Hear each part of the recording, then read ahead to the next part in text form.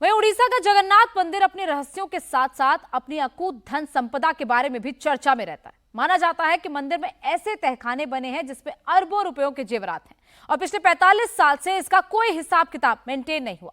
आखिर इस संपत्ति का सच क्या है, क्यों चुनावों में यह मुद्दा बना, सब कुछ जानिए आप इस रिपोर्ट में।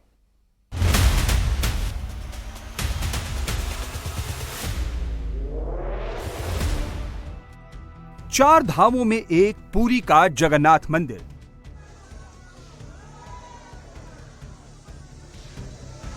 इस मंदिर में भगवान जगन्नाथ, उनके भाई बलभद्र और बहन सुभद्रा विराजमान हैं।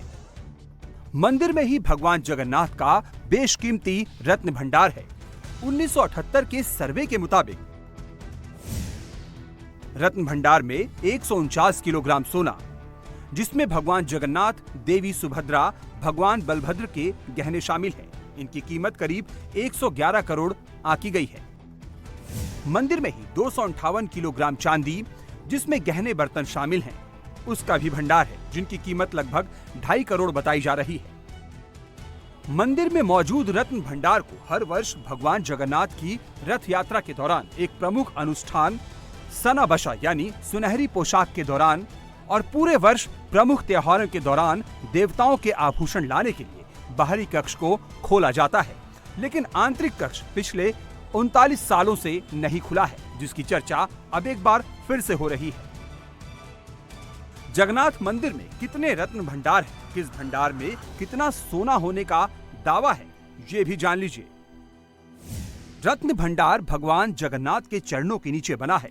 यहाँ पर न सिर्फ तीनों देवों के गहने बल्कि कीमती बर्तन भी रखे हैं। बताया जाता है कि जब से इस मंदिर का निर्माण हुआ है, तभी से यहीं ये गहने और बर्तन रत्न भंडार में रखे हैं। उस दौर के राजाओं ने अपने आराध्य को भारी मात्रा में गहने चढ़ाए थे। ये सारी दौलत रत्न भंडार में रखी हुई है। ये खजाना मंदिर में बने 2 रत्न भंडार में रखा हुआ है, जिसमें भीतरी रत्न भंडार के खोलने की मांग की जा रही है। जगन्नाथ रत्न भंडार के तहखाने में रत्न भंडार के 2 हिस्से हैं, भीतरी और बाहरी। बाहरी रत्न भंडार वो जगह है जहां पर तीनों भगवान को नियमित पहनाए जाने वाले जेवर रखे जाते हैं। वहीं भीतरी रत्न भंडार में उन गहनों को सहेज कर रखा जाता है जिन्हें भगवान को पहनाया नहीं जाता, जो उनको उपहार में मिले हैं। रत्न भंडार का बाहरी हिस्सा तो खुलता है, लेकिन भीतरी हिस्सा सालों से बंद है। और सवाल तब खड़ा हो गया जब पता चला कि इस रत्न भंडार की चाबी 6 साल से गायब है। जगन्नाथ मंदिर की चाबी के गायब होने का मुद्दा चुनावों में भी जोर शोर से उठा था। साथियों, बीजेडी के राज में न तो उड़ीसा की संपदा सुरक्षित है और न ही उड़ीसा की सांस्कृतिक धरोहर सुरक्षित है। ये तो पद्म सम्मान से पुरस्कृत अंतर्यामी मिश्रा जी की धरती है, जिन्होंने जगन्नाथ संस्कृति को लेकर इतना काम किया है। लेकिन बीजेडी सरकार में जगन्नाथ जी का मंदिर भी सुरक्षित नहीं बचा है। पिछले 6 साल से श्री रत्न भंडार की चाबी का अता पता नहीं है। 2018 में रत्न भंडार की चाबियां खोने के बाद तत्कालीन मुख्यमंत्री नवीन पटनायक ने मामले की जांच के आदेश दिए थे। जांच के लिए गठित कमेटी ने करीब 2 हफ्तों के बाद एक लिफाफा मिलने की बात कही थी। लिफाफे पर लिखा था भीतरी रत्न भंडार की डुप्लीकेट चाबियां। इस लिफाफे के साथ ही जांच कमेटी ने 29 नवंबर 2018 को अपनी 324 पन्नों की रिपोर्ट भी राज्य सरकार को सौंप दी थी।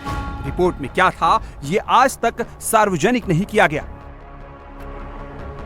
7 जुलाई से भगवान जगन्नाथ जी की रथ यात्रा शुरू हो रही है। ऐसे में एक बार फिर मंदिर का रत्न भंडार चर्चा में, क्योंकि 6 साल से चाबी का अता पता नहीं है। 39 साल से रत्न भंडार के दरवाजे नहीं खुले। मतलब मंदिर में मौजूद अकूत खजाने का अपडेट क्या है, ये किसी को पता नहीं। जबकि नियम क्या कहता है, ये भी जान लीजिए। श्री जगन्नाथ मंदिर नियम 1955 में कहा गया है कि रत्न भंडार के अंदर के आभूषणों का हर 6 महीने में ऑडिट किया जाना चाहिए।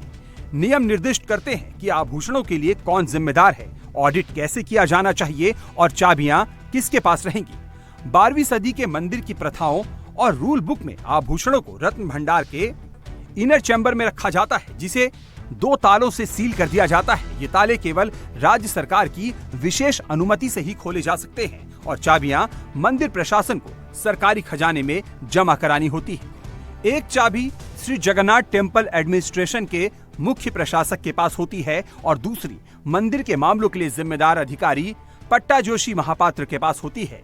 दैनिक अनुष्ठानों में इस्तेमाल किए जाने वाले आभूषणों वाले कक्ष की चाबियां देवताओं के आभूषण और कपड़ों की देखभाल करने वाले भंडार मेकअप के पास होती है। जगन्नाथ मंदिर के भीतरी रत्न भंडार को आखिरी बार 1985 में खोला गया था, लेकिन तब गहनों की ऑफिशियली ऑडिटिंग नहीं हुई थी। मतलब आखिरी बार रत्न भंडार की लिस्टिंग 1978 यानी 45 साल पहले हुई थी। मंदिर में हर रोज लाखों का चढ़ावा आता है। एक अनुमान के मुताबिक मंदिर की दान पेटी पर रोज करीब 3 से 4 लाख रुपए मिलते हैं। इसके अलावा सोने चांदी के आभूषण भी चढ़ाए जाते हैं। 45 साल के दौरान मंदिर में जो चढ़ावा आया है उसका अभी भी कोई हिसाब किताब नहीं है। लिहाजा मंदिर के खजाने का दरवाजा खुलने तक यहाँ मौजूद बेशकीमती हीरे जवाहरातों पर सस्पेंस बना रहेगा। लेकिन अब आपको बताते हैं कि मंदिर में मौजूद रत्न भंडार के अलावा श्री जगन्नाथ मंदिर ट्रस्ट के पास कहां कितनी प्रॉपर्टी है। सरकार की तरफ से विधानसभा में दी गई जानकारी के मुताबिक जगन्नाथ मंदिर के नाम पर ओडिशा और दूसरे राज्यों में 6,822 एकड़ से ज्यादा जमीन है। अकेले ओडिशा के 30 में से 24 जिलों में जगन्नाथ मंदिर के नाम पर करीब 6,047 एकड़ जमीन है। यानी आंकड़ों के लिहाज से देखें तो जगन्नाथ मंदिर के पास ओडिशा के पूरी शहर से भी 1.5 गुना ज्यादा जमीन है, क्योंकि पूरी शहर करीब 4,000 एकड़ में बसा हुआ है। इसके अलावा जगन्नाथपुरी मंदिर के नाम पर 6 राज्यों पश्चिम बंगाल, महाराष्ट्र, मध्य प्रदेश, आंध्र प्रदेश, बिहार और छत्तीसगढ़ में भी करीब 400 एकड़ जमीन है। ऐसे में अगर खजाने और जमीन को मिला ले तो संपत्ति के मामले में पुरी का जगन्नाथ मंदिर देश के सबसे धनी मंदिरों में से एक है। जगन्नाथपुरी मंदिर ट्रस्ट के पास अरबों खरबों की संपदा है, लेकिन इतनी अकूत दौलत का 45 साल से कोई ऑडिट नहीं हुआ है। ओडिशा में बीजेपी ने चुनाव में मंदिर के बहुमूल्य खजाने को लेकर ट्रांसपेरेंसी लाने का वादा किया था। ऐसे में अब सरकार बनने के बाद मंदिर की बेहिसाब संपत्ति का हिसाब लगाना मोहन मांझी सरकार के लिए बड़ी चुनौती होगी।